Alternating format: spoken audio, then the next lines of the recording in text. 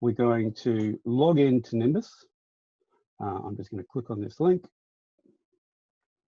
Okay, so this is the login to the dashboard for Nimbus. This is where you manage your project.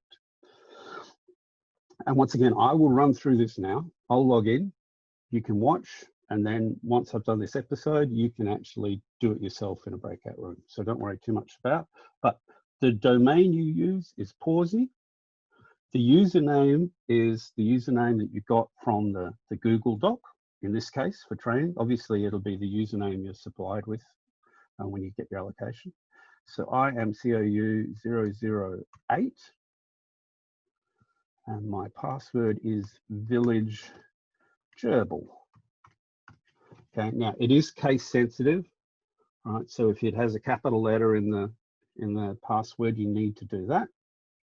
All right, so domain Pawsey, username for the training COU008, and I put in the correct password, and I can simply sign in.